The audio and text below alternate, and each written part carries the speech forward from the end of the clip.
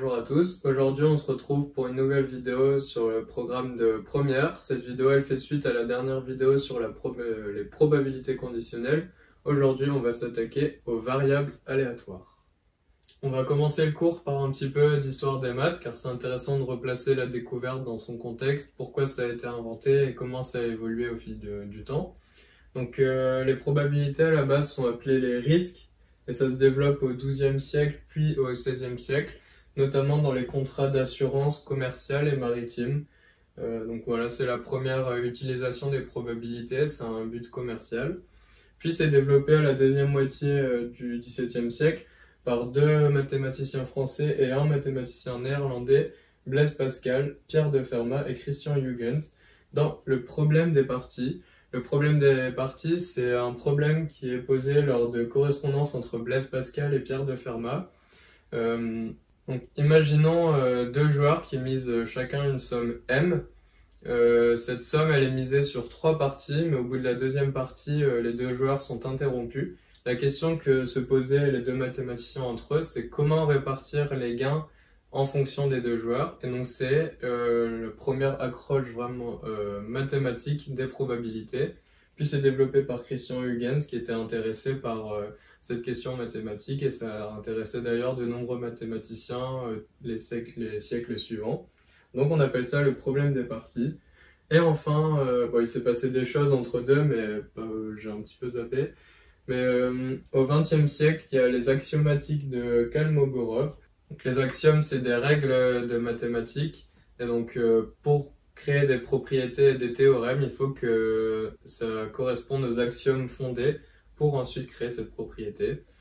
Et donc, grâce aux axiomatiques de Kolmogorov, les probabilités deviennent une branche à part et une science des mathématiques. On commence réellement le cours avec une petite accroche qui va permettre de poser ensuite une définition avec du vocabulaire propre aux probabilités et aux variables aléatoires.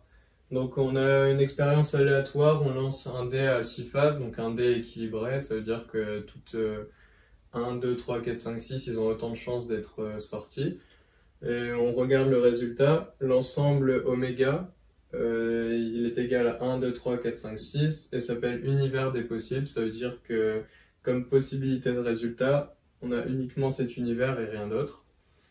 On considère l'événement A, on obtient un résultat pair. Donc du coup, comme valeur pour A, on peut prendre 2, 4 ou 6. Donc on note A égale 2, 4, 6. On considère l'événement élémentaire E, on obtient 3. Donc du coup, forcément, pour les solutions de E, c'est 3. On va voir ce que ça veut dire élémentaire.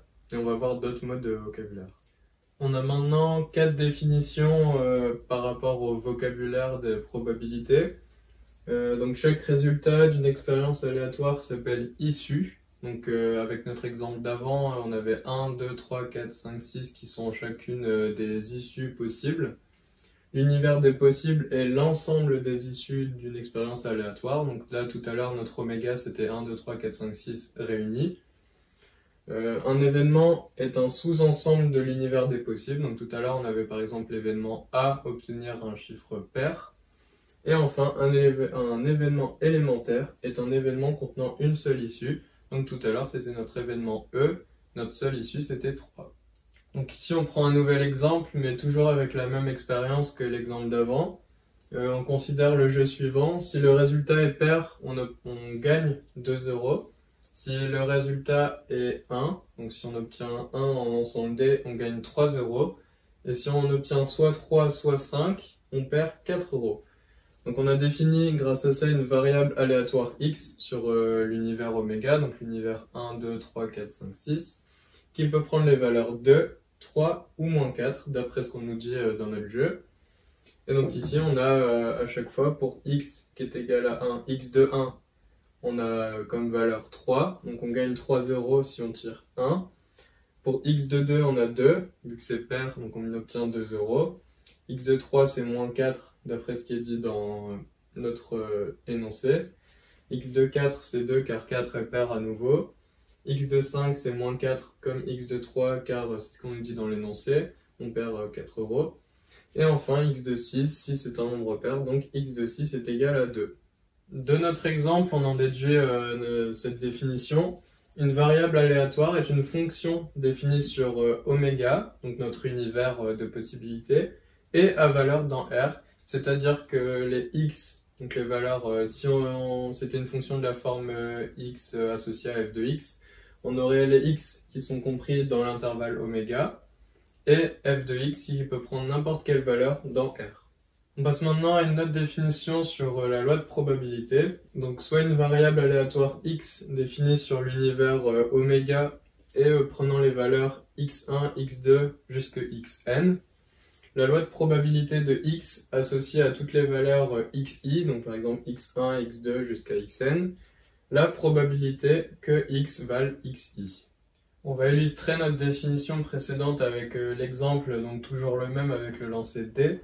On considère la variable aléatoire x définie précédemment, donc on avait dit que x il prenait soit la valeur 2 quand on faisait quand on avait un nombre pair, soit la valeur 3 quand on tirait le nombre 1, et soit la valeur moins 4 quand on avait soit 3 soit 5.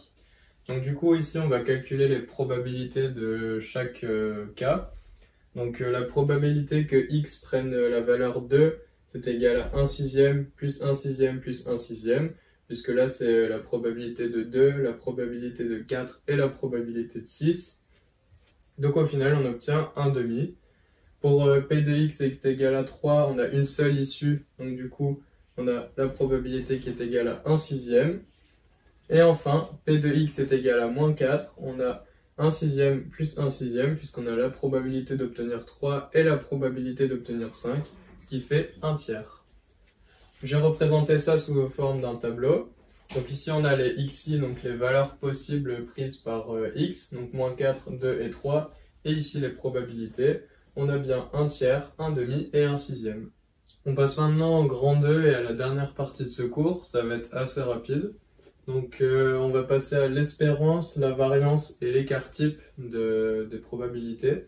Donc soit une variable aléatoire x définie sur un intervalle défini sur l'univers oméga, et prenant les valeurs x1, x2 jusqu'à xn. La loi de probabilité associe pour tout xi p de x est égal à xi. Et donc ça on va l'écrire nous pour que ce soit plus simple, p de i. Donc du coup, il y a trois définitions, l'espérance mathématique, la variance et l'écart type. L'espérance mathématique de la loi de probabilité, c'est noté E de grand X, et c'est égal à x1 P1 plus x2 P2 plus jusque xn Pn. Et ça, on peut l'écrire que c'est la somme des xi Pi pour i qui va de 1 jusqu'à n.